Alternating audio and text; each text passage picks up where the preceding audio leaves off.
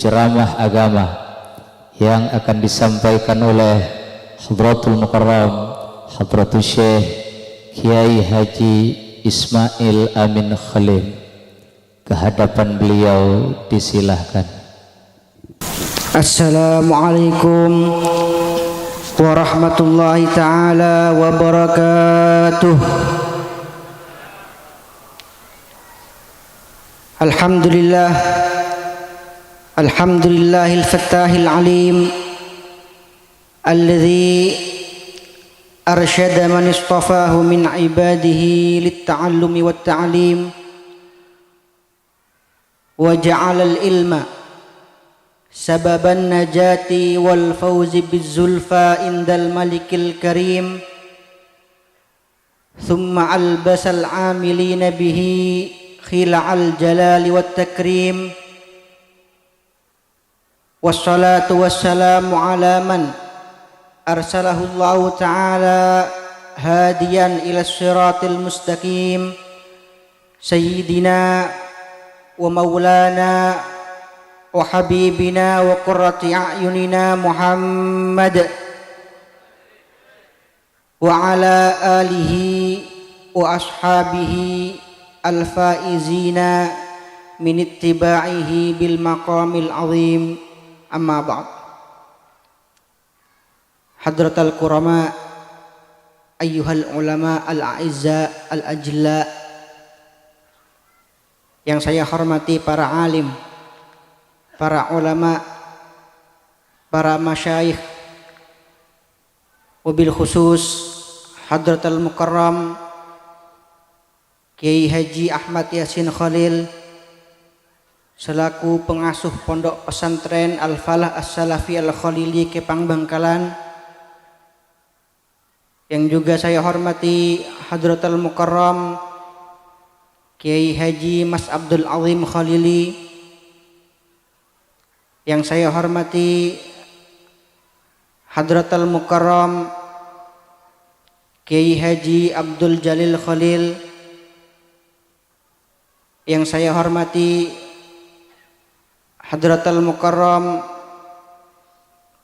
Kiai Fauzi Hasan, yang saya hormati Hadratul Mukarram Kiai Haji Mas Murtada Abdul Azim, dan yang juga saya hormati Kiai Haji Imran Amin selaku anggota DPR Republik Indonesia, yang juga merupakan perwakilan dari Majelis Keluarga Bani Khalil Bangkalan beserta seluruh tokoh masyarakat, seluruh sesepuh yang tidak bisa saya sebut namanya satu persatu, namun tidak mengurangi rasa hormat saya, rasa takzim saya terhadap beliau-beliau semua. Yang juga saya hormati dan saya banggakan segenap alumni dan simpatisan yang tergabung dalam wadah Isfak Ikatan Santri Al-Falah Kepang, dan juga yang tergabung di dalam wadah alumni-alumni pondok pesantren lain seperti Pondok Pesantren Nurul Khalil, Syekhona Khalil, dan pondok-pondok pesantren yang lain. Pertama-tama saya mohon maaf karena jujur saya merasa sangat tidak pantas duduk di tempat yang sangat mulia ini. Yang pertama, selain karena memang ilmu saya tidak seberapa dibandingkan ilmu-ilmu beliau-beliau, para masyayikh, para ulama yang duduk di sebelah sana, juga saya merasa tidak pantas duduk di sini karena status saya masih pengantin baru. Alhamdulillah jika sebelumnya saya ketika berceramah mengatakan jangan panggil saya kiai karena masih belum pantas, sekarang alhamdulillah agak sedikit pantas karena sudah punya bunyai. Dan seharusnya pengantin baru lebih-lebih di masa-masa bulan madu tempatnya bukan di podium, tempatnya di kamar. Betul apa betul? Apalagi sekarang musim hujan ya. Akan tetapi dengan niat imtithal amr, mengikuti arahan petunjuk para guru, para masyayikh, semoga apa yang saya sampaikan meskipun sedikit, meskipun kurang berbobot, akan tetapi mudah-mudahan diberikan barokah yang sempurna oleh Allah Subhanahu wa taala. Amin ya rabbal alamin. Alhamdulillah, pada malam ini kita semua bisa berkumpul di dalam suatu acara, yang mana acara kita pada malam hari ini menggabungkan antara dua majelis yang sangat baik. Yang pertama adalah majelis Maulid Nabi Muhammad SAW. Yang kedua adalah majelis hall para masyayikh. Jadi majelis-majelis yang seperti ini bukanlah majelis yang tanpa dalil. Majelis-majelis seperti ini bukanlah majelis yang bid'ah apalagi haram. Jadi sebagaimana yang disampaikan tadi oleh Bapak Ketua Masjid, Bapak Khairul Anwar, majelis-majelis seperti ini merupakan majelis-majelis yang dibanggakan oleh Allah Subhanahu wa taala di hadapan para malaikatnya. Jadi suatu ketika ada para sahabat, segerombolan sahabat berkumpul di Masjid Nabawi. Kemudian tiba-tiba Rasulullah Shallallahu Alaihi Wasallam keluar dari kamar beliau. Kemudian Rasulullah Shallallahu Alaihi Wasallam bertanya kepada mereka, "Malladzi ajlasakum?" Apa yang membuat kalian duduk di tempat ini? Maka mereka menjawab, "Ya Rasulullah, jalasna nadzkurullah ta'ala wa nahmaduhu ala ma hadana lil Islam."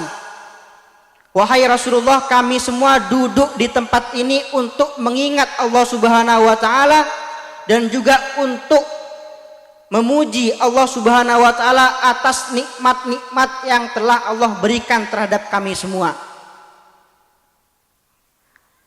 Kemudian Rasulullah sallallahu alaihi wasallam bertanya lagi, "Allahumma ajlasakum illa dzak?" Apakah kalian berani bersumpah demi Allah kalian semua tidak duduk di tempat ini kecuali untuk tujuan tersebut? Maka para sahabat menjawab, "Ya Rasulullah, wallahi ma jalasna illa lidzalik." Wahai Rasulullah, demi Allah kami tidak duduk di tempat ini kecuali untuk tujuan-tujuan tersebut.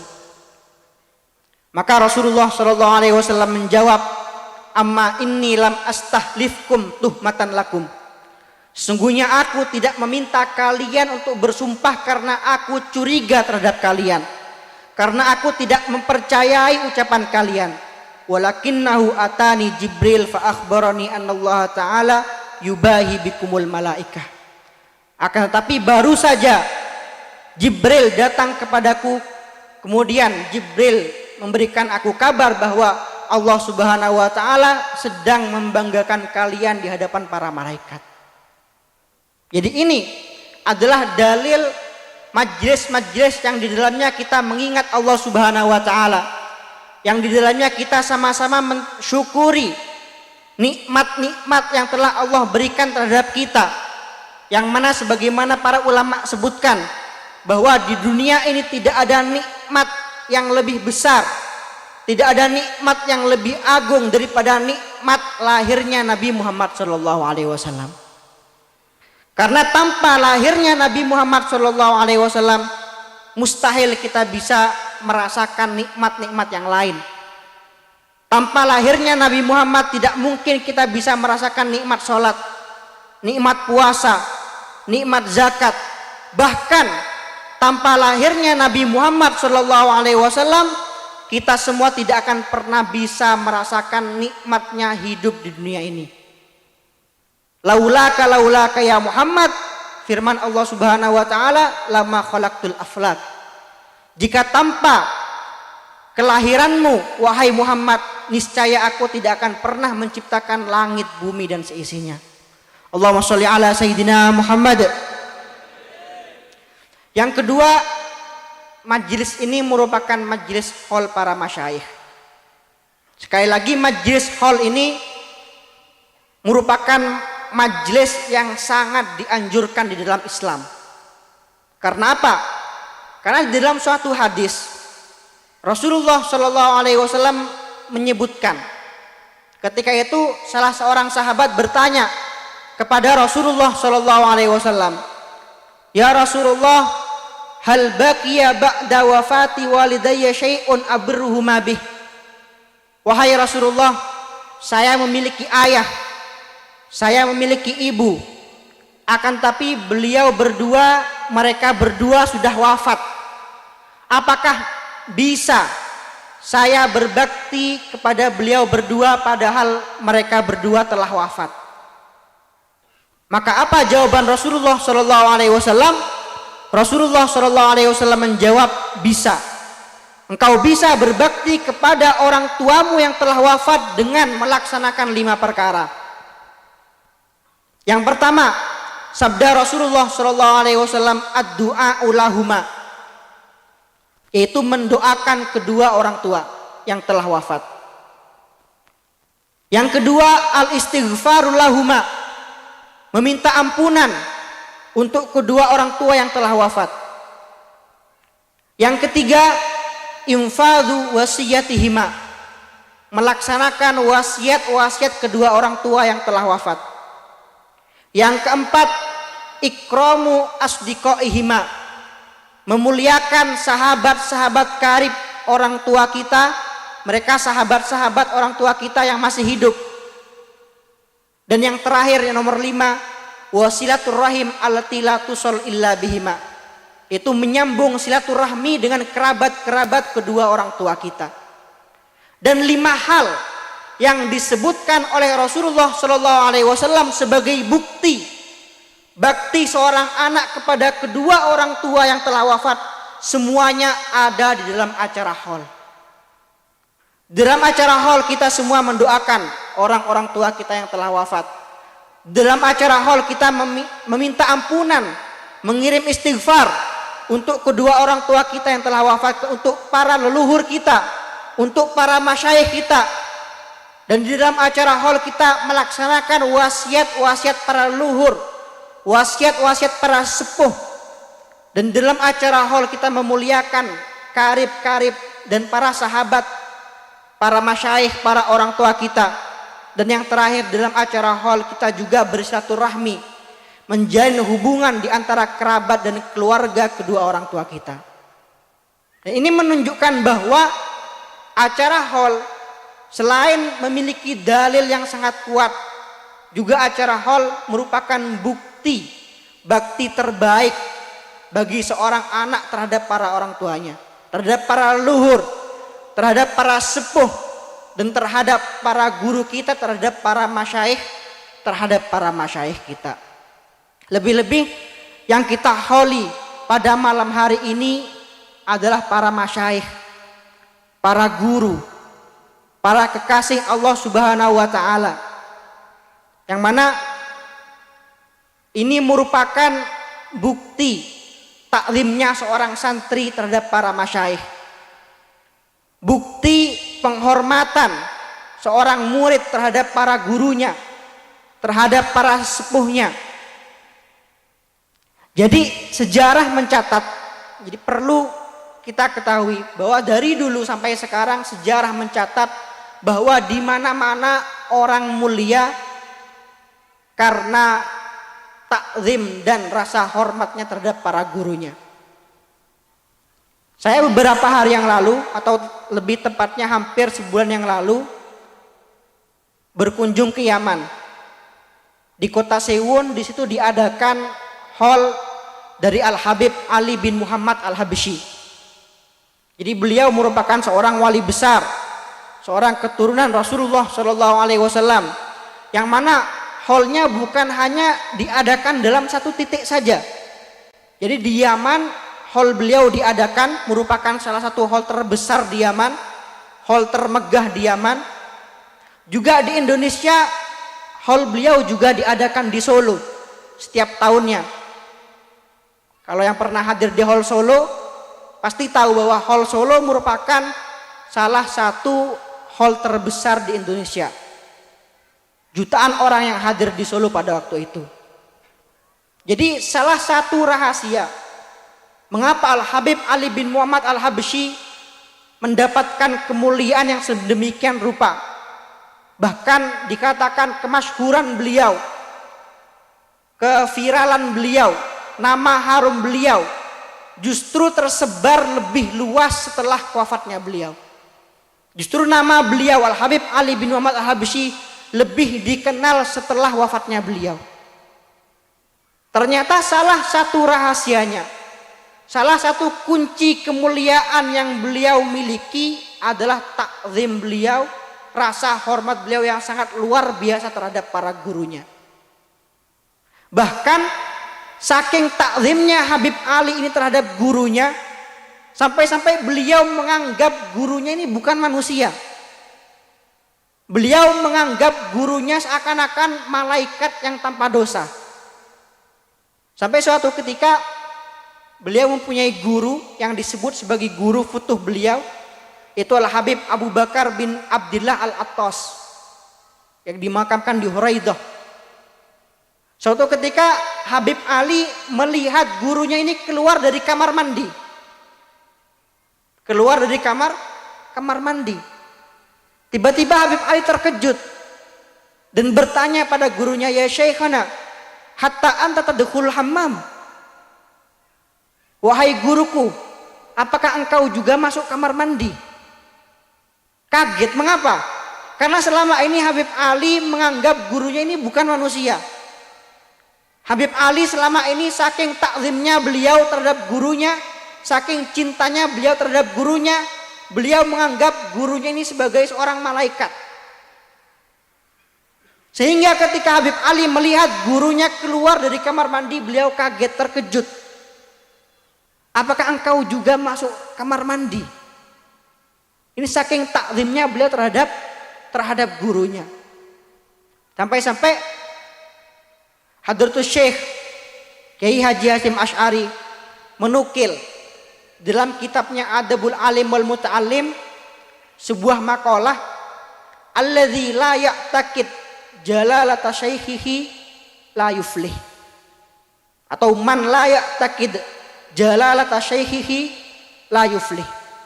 Jadi siapa orang yang tidak meyakini keagungan gurunya, siapa seorang santri yang tidak meyakini kemuliaan gurunya, maka dia tidak akan pernah menjadi orang yang beruntung sampai kapanpun, fid dunya wal akhirah. Karena apa? Karena kunci kebahagiaan hidup bagi seorang santri, kunci kebahagiaan hidup bagi seorang murid hanyalah satu, adalah mentakzimi guru, mengikuti tindak lampah para guru, mengikuti ucapan-ucapan dan nasihat para guru. Sebagaimana Allah firmankan dalam Al-Quran, man amila sholihan min dzakarin au unsa wa huwa mu'minun falanuhyiyannahu hayatan thayyibah. Jadi barang siapa yang beramal soleh, barang siapa yang beramal soleh dan beriman, baik dia laki-laki dan perempuan, maka jaminan dari Allah Subhanahu wa taala, Allah akan memberikannya hayatan thayyibah.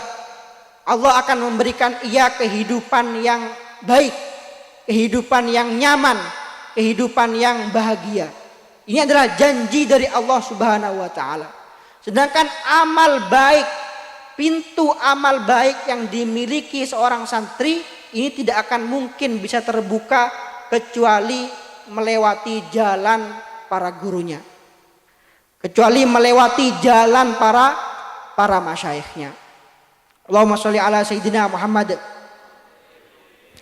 Lebih-lebih yang kita hauli juga perlu ya. Jadi ketika kita menghadiri acara haul, perlu kiranya kita mengetahui sekilas tentang manaqib ashabul haul ini. Yang mana pendiri pondok pesantren Al-Falah As-Salafi Al-Khalili Kiai Haji Yasin bin Ya'qub Bagaimana kita bisa menteladani beliau, bagaimana kita bisa mencontoh kehidupan beliau. Jadi beliau ini adalah menantu dari maha guru masyaikh di Pulau Jawa, bahkan di seluruh Nusantara, itu Syekhona Khalil Ibn Abdul Latif Al-Bangkalani. Karena Kiai Yasin Ibn Ya'qub menikah dengan Nyai Asma binti Syekhona Khalil. Jadi beliau pendiri pondok pesantren Al-Falah As-Salafi Al-Khalili ini menikah dengan putri guru beliau. Akan tapi meskipun beliau mendapatkan kehormatan yang sangat istimewa, mendapatkan keistimewaan yang sangat besar, bisa mempersunting putri guru beliau sendiri, akan tetapi sebagaimana disebutkan tadi oleh Kiai Haji Fauzi, bahwa seorang yang mulia, para ulama kita sejak dahulu, para kiai kita sejak dahulu selalu memiliki prinsip maziltu toliban, sampai kapanpun tetap menjadi seorang santri. Jadi saking taklimnya Kiai Yasin ini terhadap istri beliau, sampai-sampai beliau ini nggak manggil nama kepada istrinya, karena istri beliau merupakan putri gurunya. Beliau selalu memanggil nyai, nggak memanggil nama. Juga kemana-mana ketika Kiai Yasin ini bertemu Nyai Asma, ya, istri beliau, dan pada waktu itu Kiai Yasin sedang menaiki becak, kemudian di tengah jalan bertemu Nyai Asma, beliau langsung turun. Padahal ini merupakan istri beliau sendiri yang sudah puluhan tahun beliau nikahi. Tapi ini merupakan wujud takzim beliau terhadap putri guru beliau. Dan inilah yang perlu kita pelajari, yang perlu kita contoh, yang perlu kita teladani dari para masyayikh kita.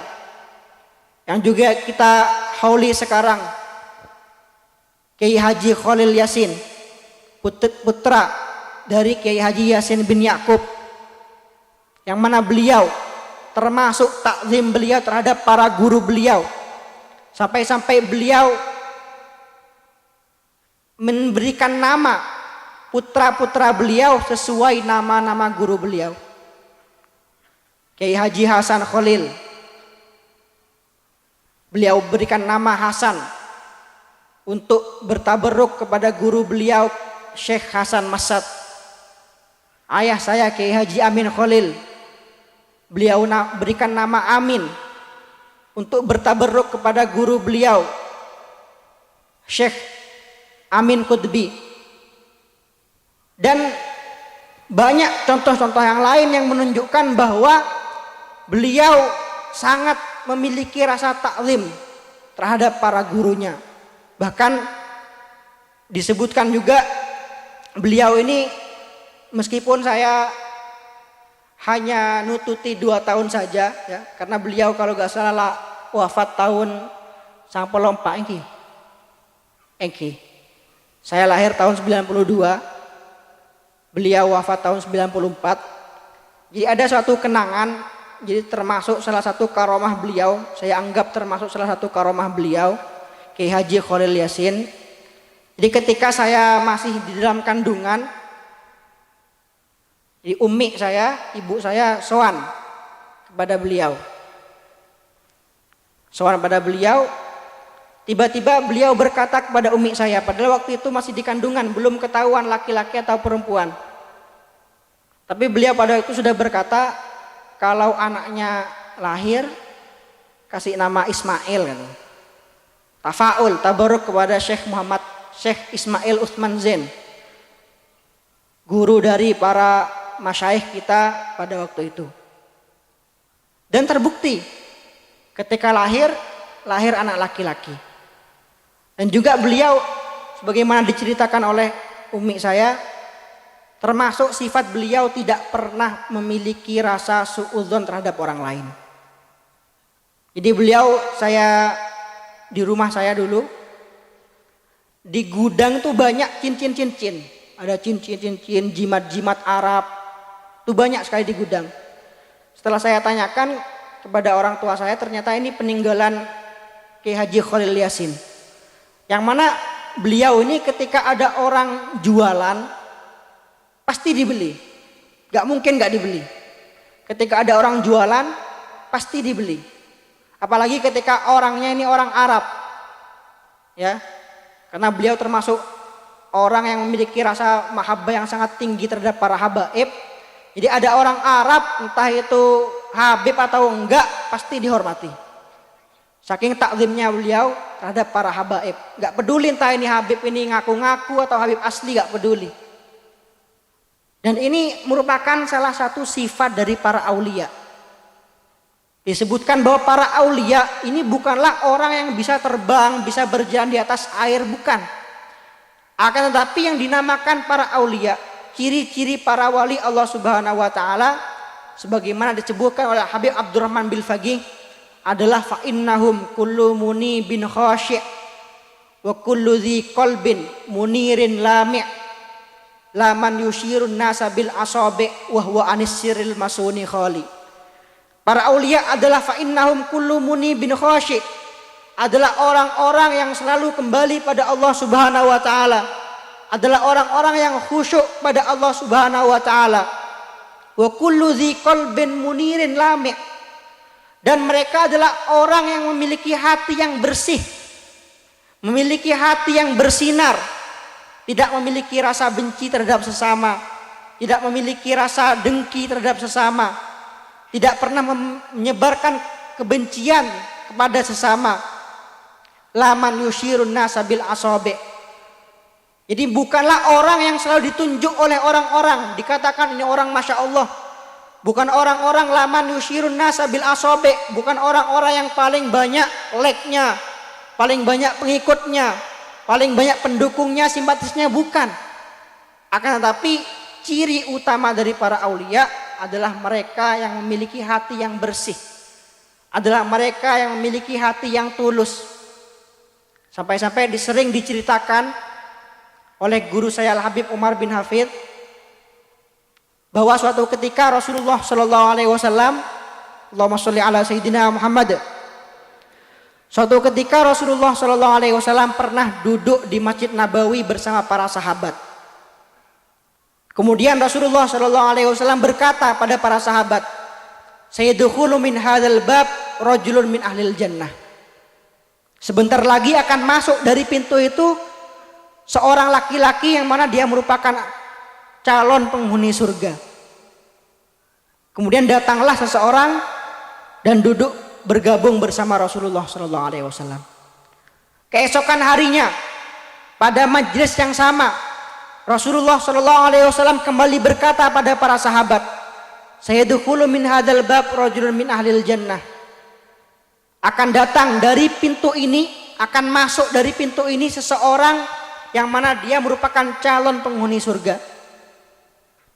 Keesokan harinya Rasulullah berkata seperti itu lagi, dan yang masuk merupakan laki-laki yang sama, yang disebut oleh Rasulullah Shallallahu Alaihi Wasallam sebagai calon penghuni surga, rajulun min ahlil jannah.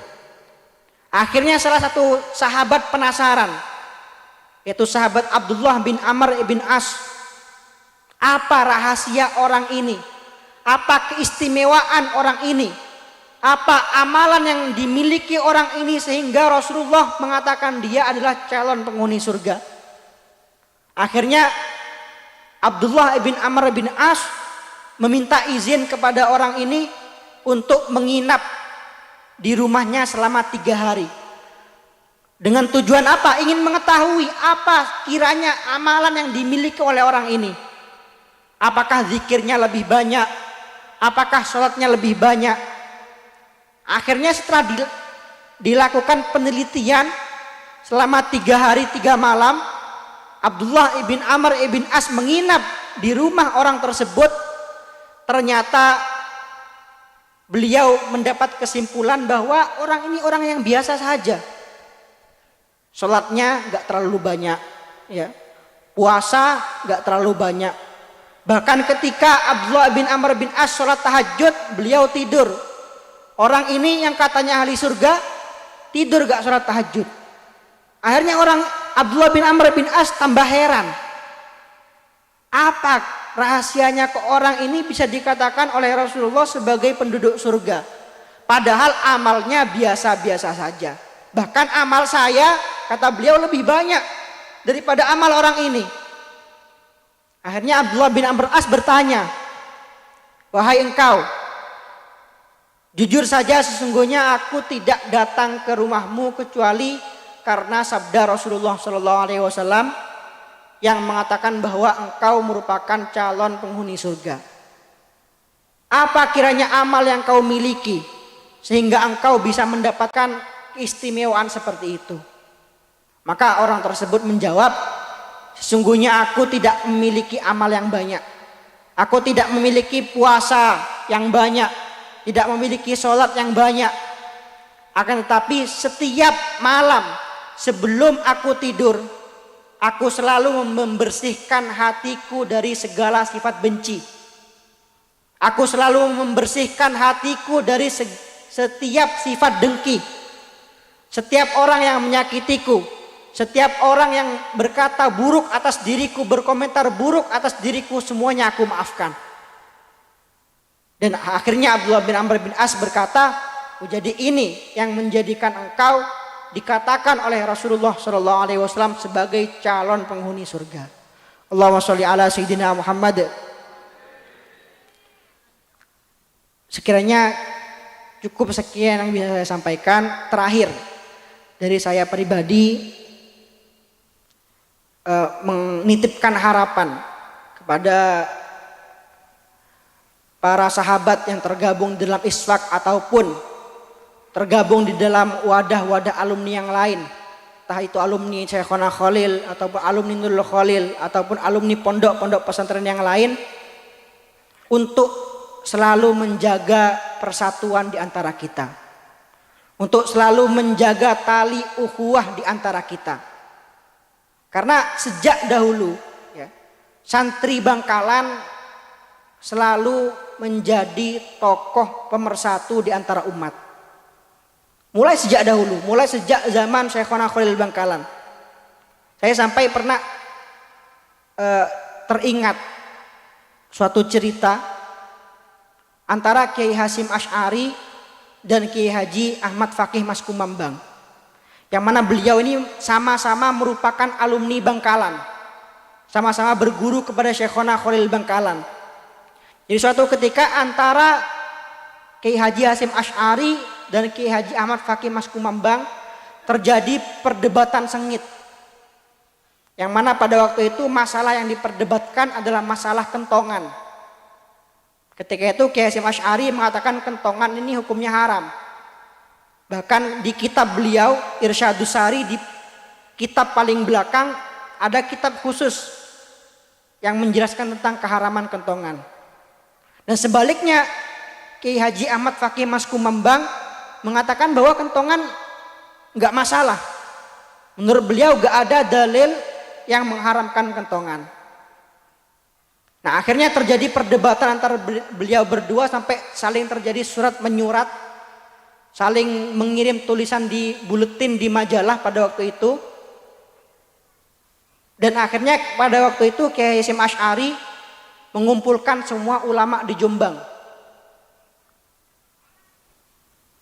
Kiai Hasyim Asy'ari pada waktu itu merupakan ketua, merupakan kepala dari para ulama di Jombang. Jadi kalau Kiai Hasyim Asy'ari mengatakan A, para ulama di Jombang pasti akan berkata A. Semuanya pasti akan salut, akan sepakat dengan apa yang difatwakan oleh Kiai Haji Hasyim Asy'ari. Tapi beliau mengumpulkan para ulama, para kiai pada waktu itu bukan untuk meminta dukungan, bukan. Tapi yang beliau lakukan, beliau bacakan pendapat beliau, dan juga beliau bacakan pendapat Kiai Haji Ahmad Fakih Mas Kumambang. Setelah dibacakan semua, Kiai Hasyim berkata, kedua pendapat ini sama-sama benar, sama-sama bisa diikuti oleh kalian. Akan tapi saya di pondok pesantren saya tidak akan pernah menaruh atau tidak akan pernah memakai yang namanya kentongan. Nah, dan lebih menakjubkannya lagi, Kiai Haji Ahmad Fakih Mas Kumambang meskipun beliau mengatakan bahwa kentongan ini hukumnya boleh, tidak masalah, tapi ketika Kiai Hasyim Asy'ari berkunjung ke Gresik pada waktu itu sekitar 4 hari atau 5 hari sebelum kunjungan beliau, ya, Kiai Haji Ahmad Fakih sudah memberikan instruksi kepada setiap imam musola, setiap imam masjid yang ada di Gresik untuk menurunkan ketongan pada hari kunjungan Kiai Hasyim Asy'ari.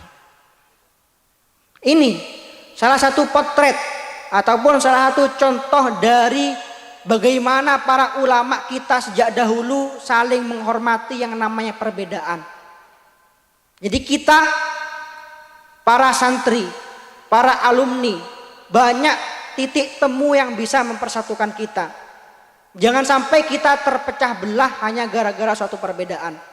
Hanya karena berbeda pendapat, berbeda ormas, apalagi hanya gara-gara berbeda dalam pandangan politik. Sampai suatu ketika saya teringat suatu kisah dari Imam Syafi'i. Ini penting kita jadikan sebagai sebuah prinsip. Jadi Imam Syafi'i suatu hari pernah berdebat sengit dengan muridnya yang bernama Yunus ibn Abdul A'la. Nah, saking sengitnya perdebatan antara keduanya, sampai-sampai muridnya ini kesal. Sampai-sampai murid kan tahu pegel, ampul.